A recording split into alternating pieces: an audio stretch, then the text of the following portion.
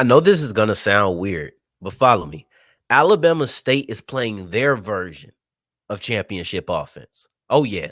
It's locked on HBCU. Play my music.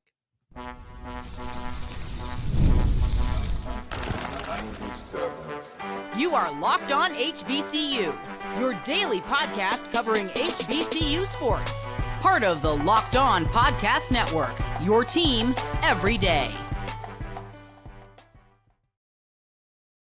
What's going on, family? Welcome back to another episode of the Locked On HBCU podcast, your number one daily one-stop shop for everything HBCU athletics, Monday through Friday, part of the Locked On Podcast Network, your team every day.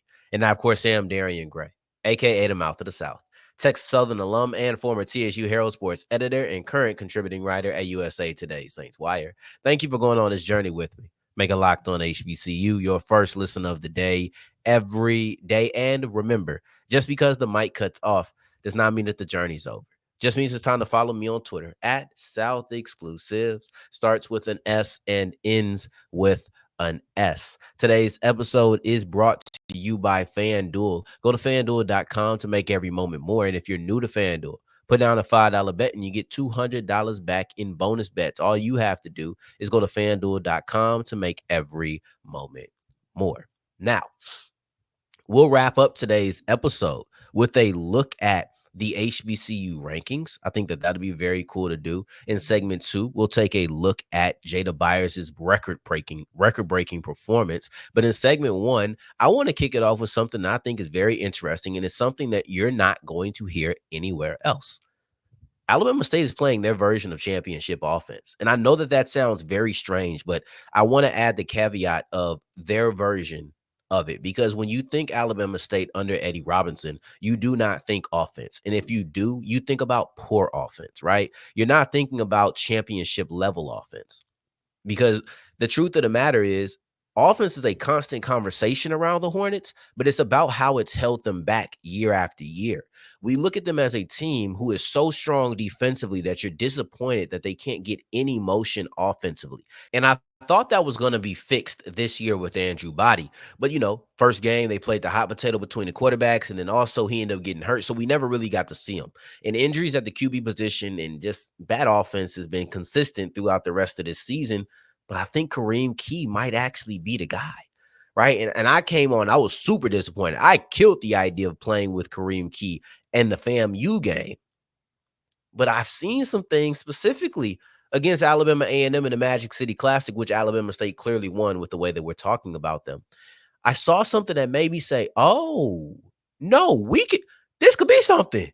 This could actually be something. And what I saw is a quarterback who made quick decisions. And I think that's all they need, quick and efficient. As crazy as this sounds, Kareem Keye, the quarterback who was a wide receiver to start the year, I think that he's going to do everything you need to get championship level offense out of Alabama State. And they don't need much. Alabama State has a great defense. They have a great defense. So all they really need is for the quarterback to play efficient and to play quickly, right? Don't make mistakes. Let me read to you what Kareem Keye did in this game, because I think that at the end of the day, 14 for 20 and 131 yards with 2 touchdowns and no interceptions, that they'll take that. Daquan Quincy had almost 100 yards, right? Jamari Holtzclaw, this wasn't his day. He only had 10 carries, but he still had over 5 a pop. You're looking at everything. If you look at everything that Alabama State brings to the table, if out of the quarterback / wide receivers, let's just expand it to the passing game. If I can get 14 of 20 for 131 yards, 2 touchdowns, and no interceptions, I think I'm taking that. And I think that you could win a lot of games at Alabama State with that formula, because they have good running backs. I like Kinsey and I really like Holtzclaw. They have a phenomenal defense. So if you can run the football, and then you can also play phenomenal defense and keep it relatively low scoring in multiple games, I know it's a lot to ask to not put your quarterback in positions where he has to throw 50-yard passes or get 3rd and 13s, right? But I think Alabama State is equipped for it. I think that they are. And I think that and I think that Kareem Keye is equipped to do everything that they're going to ask of him. Oh my God. I would have never thought that this was going to be the case. Alabama State scored 27 points this weekend. I think that 27 points wins against pretty much everybody. Now, when you go against a high level defense, if I'm that defensive coordinator, I'm getting uptight on the wide receivers. I'm not going to get back and give them 5-yard catches. So now it's 2nd and 3, right? You even got 7 yards on that because maybe you get a little run after the catch. I'm not going to let you get into 3rd and 4s. I'm not letting you get into those situations easily. I think that as long as you do that, Alabama State can march down the field. I'm going to get a little tighter. I'm going to see if I can stop you running. I'm like, this is what I'm doing if I'm a defensive coordinator. But as long as you play off and you let those wide receivers get easy passes, I think that he can do it because what I saw is a quarterback who was efficient. I saw a quarterback who was decisive. I seen a quarterback who put good touch on the ball and allowed run after the catch opportunities. Let's bring it to my other job, right? I'm a huge agenda guy, right? That's Spencer Rattler. I think that he has a lot of the makings to be a future quarterback, a starting quarterback. But the offense looked different when Jake Haener came in, both against the Broncos and then also against the Chargers. And the reason that I believe this to be the case is that Jake Haener made quick decisions, right? So it wasn't step back, hold it. It's quick decisions. I think that's what Kareem Keye is doing, and that's the key to the offense. I've been avoiding that pun the whole time. I swear to you. And it wasn't purposeful. But at the end of the day, Alabama State has a great defense. They have a pair of really good running backs. If your quarterback can be efficient, can be decisive, can get you in the short to medium game, I think you're going to be in a lot of games, and I think that you're going to win a lot of them too. That Jackson State versus Alabama State game will be so interesting if Kareem Keye can keep playing like this. What I will say is they scored 54 a week ago against Mississippi Valley State, and I wrote it off because it was Valley. But at the same time, 50 is 50, so I'm keeping my eyes peeled. I opened up the Magic City Classic. They scored 27. I know that's a drastic difference, but those are the 2 highest scoring games of their season, and the offense looked really good doing it. I know that the defense had a touchdown, but I'm talking about the process of how you delivered on the offensive side of the ball. This right here is going to be amazing. I can't wait to watch Alabama State and see if they keep playing like this, because if they do, they're back to being a contender, and I can't wait for that Jackson State, Bama State game. Now, as we continue rolling, Jada Byers, he can't wait to play football, period, because he continues to rack up record after record after record. And now he's got them all. He has all of the rushing records that you can have. It's just about expanding them at this point, and we're going to look at that as we continue with Locked On HBCU. Today's episode is brought to you by Roy. Locked On HBCU fans, it's time that we recognize the Roy Player of the Week, and I think that it has to be Jada Byers. So far, we've poured in over $20,000 to support players on Roy. Micro deposits can lead to massive change. That's a lot of money, and you only have to do $10, $15, $100 at a time. With the Roy app, you can direct your support to the athletes you want and the athletes that you love, ensuring that all of the funds go to the specific player that you chose. Like I said, today I'm supporting Jada Byers because he had a record-breaking performance. So let's pitch in $100 for him, and I'd love for you to do the same. Don't miss out on Roy's exciting getaway. Win 2 tickets to a game in November. Just download Roy, create an account, and enter the referral code Locked On, and you're entered. So download Roy today. Join the NIL game with no subscriptions, no fees, and be sure to check them out on Instagram, Facebook, and X at Roy_return on you for more info. Download the Roy app today.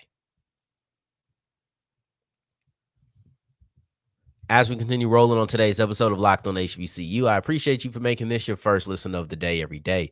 For your second listen, make sure you're checking out Locked On SEC, Locked On ACC, Locked On Big 10, Locked On Pac. We ain't got that no more. Locked On Pac 12 or Big 12. So make sure you check out my brother and sister shows, because we are essentially a conference show, which puts us all in the same group. Jada Byers doesn't want to be in a group with anybody, though. Jada Byers wants to be in a group by himself because TJ Watt did it. Oh, that's not TJ Watt. Never mind. He had a sack earlier. I like TJ Watt. Just be honest with you. But Jada Byers, I don't even know where I was going with that. But Jada Byers set 4 records on Saturday. That's the moral of the story. Jada Byers set 4 records in one game. Good God. There was one record that we all knew that Byers was going to break. There was no real question about it. We knew what that was going to be. And we knew that he was going to have the most yards in Virginia Union history. The Virginia First off, if you're unfamiliar with Jada Byers, you are probably unfamiliar with this show. I know it's been a while since we've discussed him, but Jada Byers is great, man. Like when you watch him play, when you look at the things that he's able to do, that sophomore season that he had was absolutely spectacular. And I thought that even for being a Division II player, he earned the right to be considered one of, if not the best player in Black college football in his sophomore season. I genuinely felt that way, right? And I had to think about who was doing what that year. That was the last year Shador was at Jackson State. He ended up winning that award. He was very deserving of it. But for a Division II player, if there was one that was going to get it for the first time in a long time, I think Amir Hall was the last one to do it. If there was going to be someone who was going to do it, it was going to be Jada Byers. That's how great that his season was. But not talking about what happened in the past, let's just look at where he's at today. Jada Byers broke 4 records against Bowie State in Virginia Union history. So let's look at it. The one that we knew he was going to get was that we knew he was going to pass Andre Braxton. Excuse me, that's not his last name. Make sure I get it correctly. Andre, yeah, I had it right. Andre Braxton for most yards in school history. We knew that was going to be the case, right? He was only 21 yards short. But getting the record isn't enough for Byers. It isn't. Jada Byers has to get that record in spectacular fashion. And how does he do it? First snap, right? You get the kickoff, pew, kick it off, take it, fair catch. All right, cool. We have to 25 with it. First snap of the game. It's still 15 minutes left on the first quarter clock when they take this snap. 75 yards to the house. You break the record, get a touchdown, and from there, the levee was broken. The levee was broken after Jada Byers had that 75-yard touchdown, and he never stopped. He just continued to pour it on. Now, Jada Byers had 324 yards and 6 touchdowns. It was a long day for Bowie State. I ain't going to lie. And it's been a long day for a lot of people. So it's not like they're an exclusive club. Like they can go look at that team and that team and that team. Jada Byers had a rough day, or excuse me, he didn't cause a lot of long days, a lot of rough days in his 4 years at Virginia Union. But for Bowie State, they might have got the blackest night, word to John Stewart, because this was a record-breaking performance of record proportions. Like you have the all-time yardage record against you, but then you give up 324 yards, and that's the most yards in Virginia Union history. So now you also have the single season or single game record. You give up 6 touchdowns. That's the single game record in Virginia Union history as well. You also let him get to 66 touchdowns on his career. That's the Virginia Union all-time record. Like you're looking at Jada Byers and what he was able to do Sunday. I think I need to really sit you down. What Jada Byers did on Sunday was arguably the greatest rushing performance in Virginia Union history, right? And it starts off with a 75-yard rushing touchdown on the first snap of the game. Jada Byers had 324 yards and 6 touchdowns. 324 is the most yards, rushing yards ever in Virginia Union history in one game. 6 touchdowns is the most touchdowns in one game on the ground in Virginia Union history. In this game, he also broke the record for most yards ever on the ground, most rushing touchdowns ever. He set 2 all-time records and 2 single game records in one single session.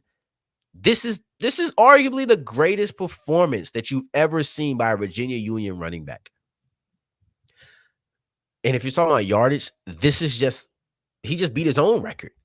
If you're talking about touchdowns, that wasn't him. He's gotten 4 a couple of times, but he's never gotten to 5. 5 was the record prior to this. And 5 was set in 1926.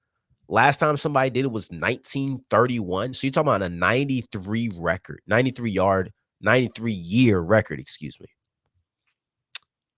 This is, I hate to be repetitive, but find me a better performance. Find me a better performance on the ground. This is his 10th game with over 200 yards. I think that having this type of game in the one where you are the all-time record leader, it feels fitting because he's done this repeatedly. He's had 10 games of over 200 yards. This is only his second game over 300, both of which ended up being records. Um, he etched his name in the record book on multiple times. And this is one thing that head coach Alvin Parker said. He said the records he broke today have stood the test of time, and he will forever be remembered as one of the greatest in Virginia Union history. And that's facts. Coming into this game, Andre Braxton was the most decorated running back, most prolific running back in Virginia Union history. He had two records. One, 5,008 yards all time was the record.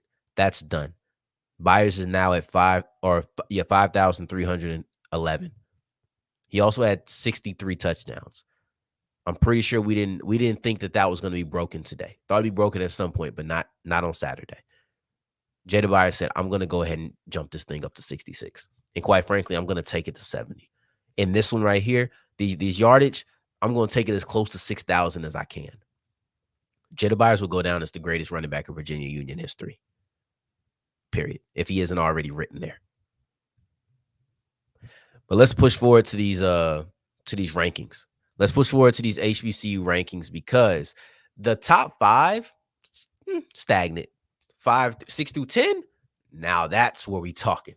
And let's look at that as we continue with Locked On HBCU. Today's episode is brought to you by FanDuel, and FanDuel is the official sports book of the Locked On Podcast Network. Did you take advantage of the big day yesterday because you had the MLB, you had the World Series going, you had NHL games, you had NBA games, you got Monday Night Football? Did you take advantage of that? As I'm recording, let's see what the World Series record or score is at the moment. But you have Game 4 coming up soon. I hope that you're taking advantage of these fantastic opportunities. And if you're new to FanDuel, and you put down a $5 bet, you get $200 back in bonus bets. The Dodgers are up 4-0 in the bottom of the 6th. So let's see if the Dodgers can take this on to Game 4 with a 3-0 record. And then let's see if you think they could close it out. You put some money on Game 4, you're going to make yourself some money. I believe in you. All you have to do is go to FanDuel.com. That is FanDuel.com to make every moment more. As wrapping up today's episode of Locked On HBCU, I appreciate you for making this your first listen of the day every day, making it all the way to segment 3, and I thank you 2 times for that. Thank you. Excuse me. Sorry. I want to look at these HBCU rankings because 1 through 5, it looks the exact same. Nothing has changed. This is the exact same order, same exact teams. Nothing has altered, right? So I can read to you just like this. You go North Carolina Central, number 1. You go Jackson State 2, FAMU 3. You have South Carolina State at 4. And then you also have Tennessee State at 5.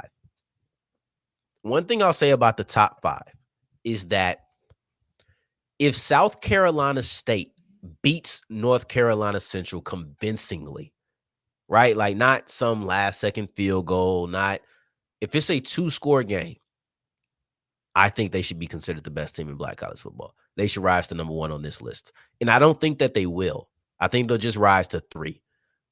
But I think they should rise to 1. Because one thing that I think that Stan Becton has been pretty consistent with is he doesn't really like teams who have the same record or close-ish record.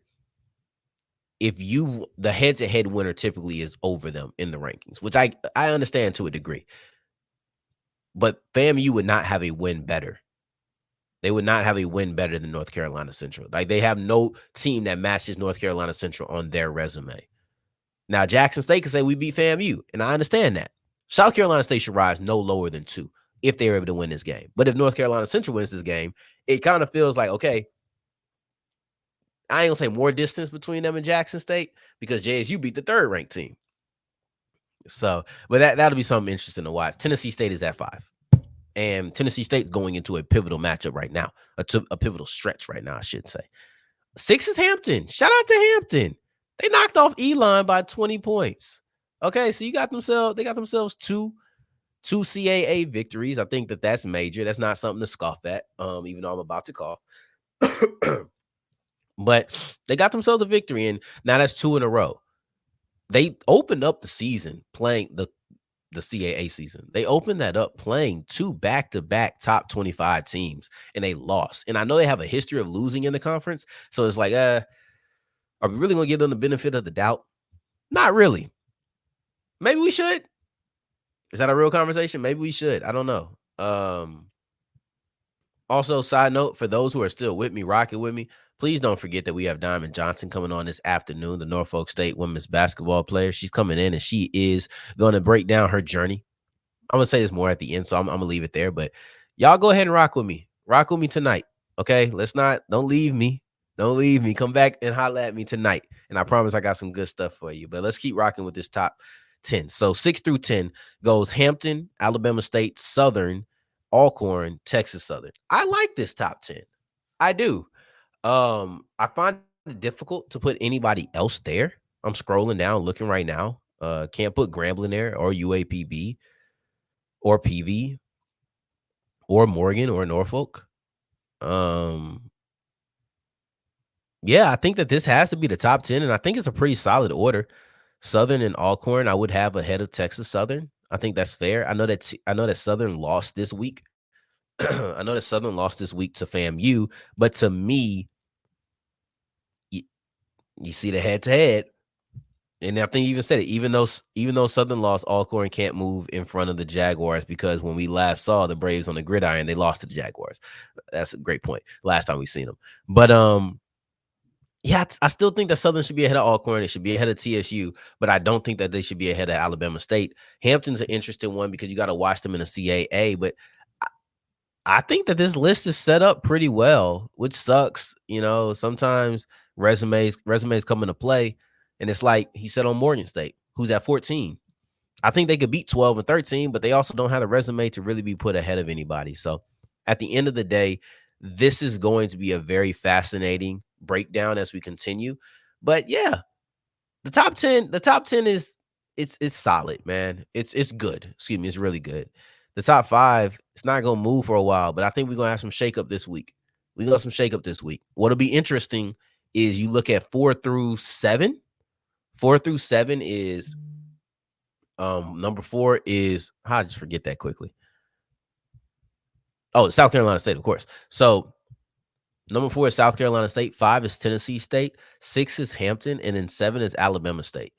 Number 4 takes on the number 1 team. 5 and 6 are out of HBCU conference squads who are going to have to face out of HBCU conference squads, right? And then you're looking at 7 where Alabama State, they could just go ahead and win this game and they can move right back into the top 5. And just like that, the top 5 is full of teams that we already thought it was going to be. So this is something that'll be fascinating to watch, and I suggest you do it. But you know what? You're checking this out anyway. So I'll be with you every Tuesday to break it down. So later on today, we'll be here with Diamond Johnson. So make sure you're checking that out. But until then, till next time we hear each other, family, take care, stay blessed. Peace.